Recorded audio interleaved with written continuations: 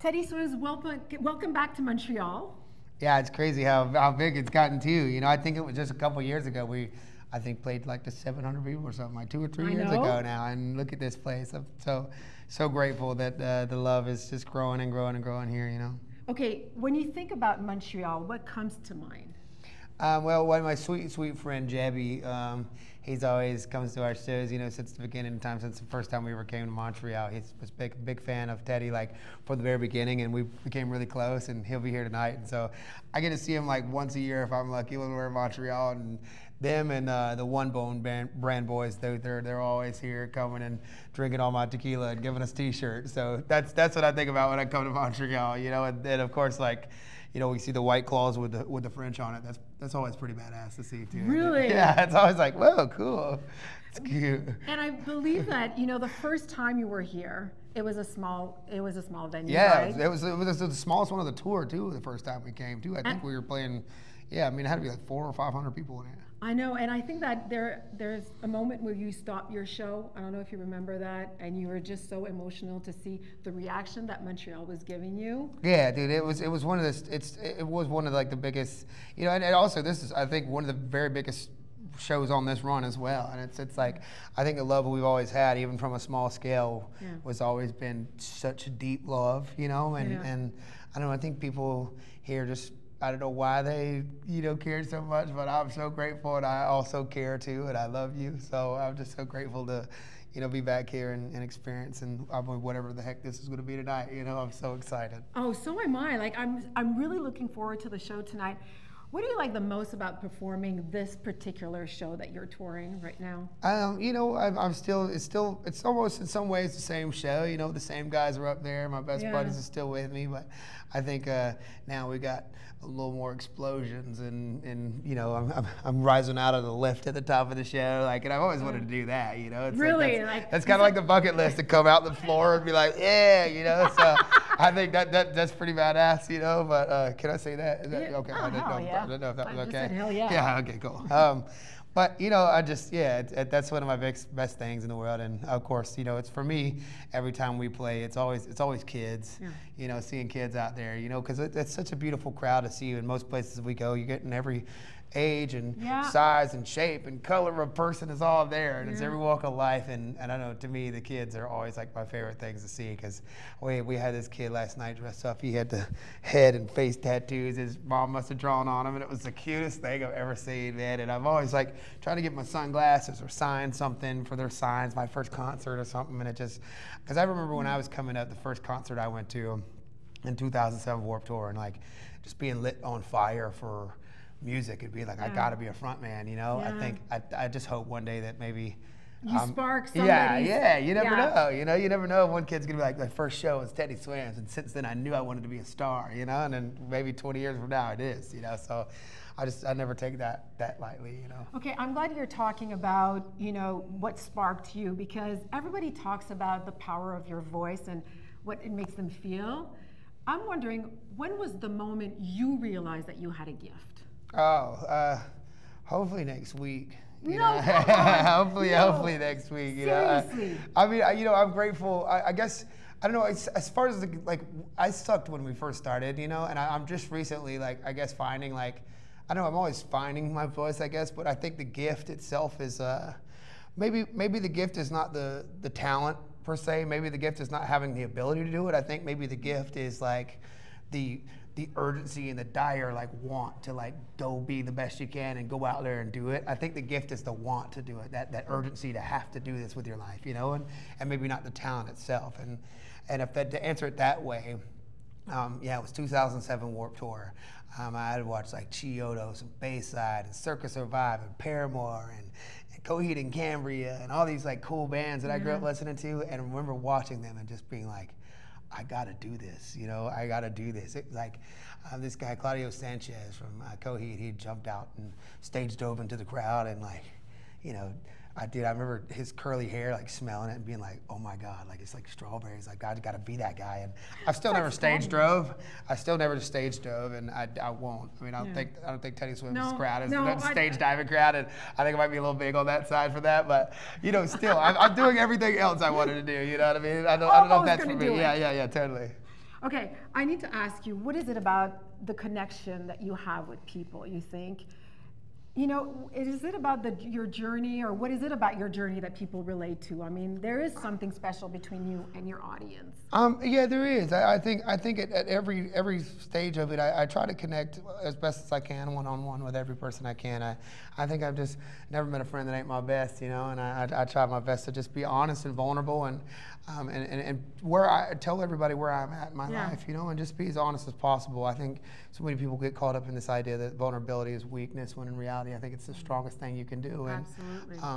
I think being that way, it's allowed for me to find, I guess, my tribe in a way that feels the same way I do about things, and allows me to feel that way. And I just hope that, I mean, first off, so grateful for having people that allow me to feel and you know, give me that platform or that outlet to feel the way I do. And you know, hopefully that I can at least give them a safe place here tonight, if nothing else, to be able to laugh and cry and make fart jokes or whatever they want to do, you know. that's I think at the core, I always say the core of humanity, we all have are heartbroken, and we all think farts are funny, you know. And so that's the I love the way you limit it model. to these two things. Yeah, that's the business model right there, girlfriend.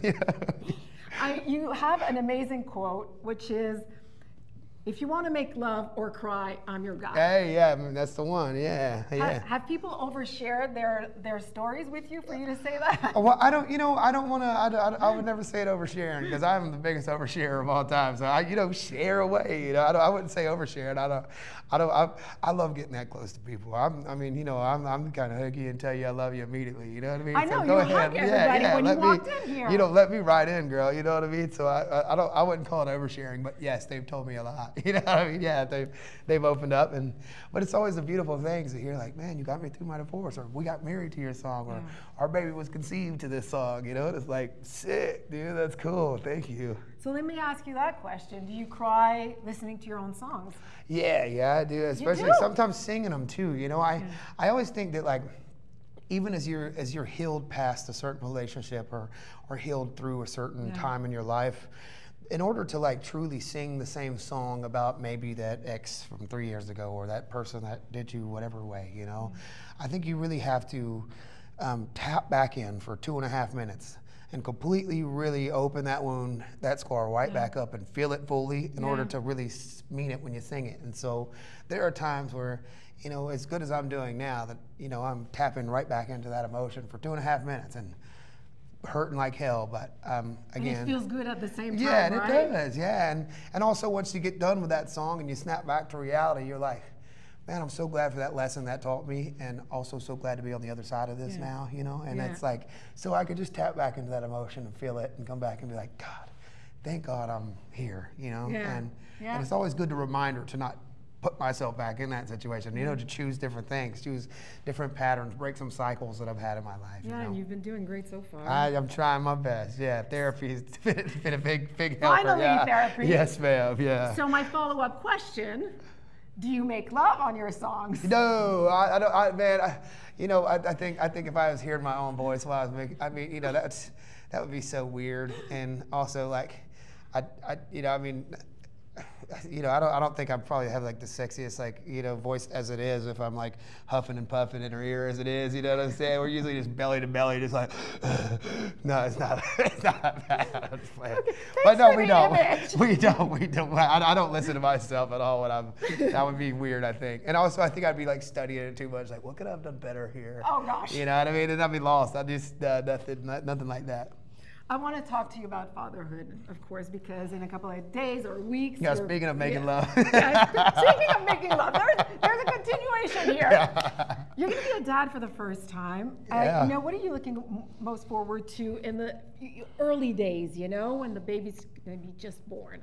You know, I think the biggest thing for me, because I haven't seen them yet, you know, is just that in general is going to be so beautiful. But I think the biggest thing for me is that as I'm, like, always doing, you know, maybe a show or writing in the studio, there's always times when I get home that I'm, like, feeling so anxious about, like, oh, I need to be doing this, I need to be doing this, or somebody else is out doing this and I'm just sitting here on the couch, you know, and I'm always, like, wanting to work or feeling like I'm missing out on something, you know? Yeah, and so I think the beautiful thing is that, like, I want to be productive, and I think, like, when I'm home and it's me and the baby and Raish, and we're sitting there and I'm watching, and I may be on the couch for 8 hours that day, knowing that that is the most productive thing I can be doing, and just being present and like not doing anything, but just being, you know, is now going to be the most productive thing I could be doing, and I think it's going to like make me present and work and at home in a lot more ways, but also just like, you know, let me have that space to know that this is, you know, the best thing I could be doing, and feel like being in the present moment. Being complete in the present moment and not being everywhere, you know. And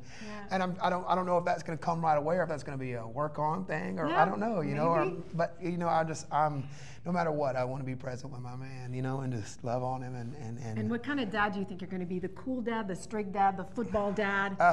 You know, man, my dad is the coolest man in the world, and I had a great example. So I want to be, you know, cool, but also, you know, I'm not gonna let him, like, you know, slide by, be an asshole or nothing like that, you know. But I think I'm gonna just, you know, I'm trying my best, and I just want to be emotionally intelligent and give him that space to talk through. I think with kids these days, they're so exposed to everything, and they can't be sheltered from anything anymore. They're just, everything's right there, and so I just want to give them the tools to be like, you know, son, well, this is what it is. What do you think about this? Are you having big feelings about this? What is that? You know, and talk them through like these emotions or these ways of feeling, or what are your thoughts about this? And I just want to be able to be available for, you know, I mean, you can really, all you can do is just kind of give them the ball and let him run and be like, hey, son, I'm here. Anything you want to throw that back to me, I got your back. You know, let me know what you need, but, you know, let them keep that independence and also keep a damn eye on them too. You know what I mean? You're going to be a great dad. I hope so.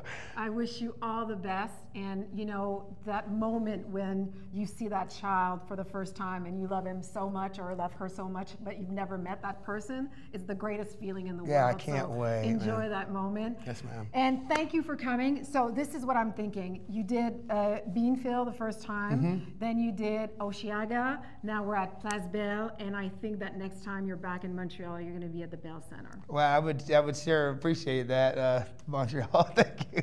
Alors, on dit merci Montréal. Est-ce qu'on dit merci Montréal en français? Merci Montréal. Merci Montréal. How do you say that? I'm messing that up. Merci Montréal. Merci Montréal.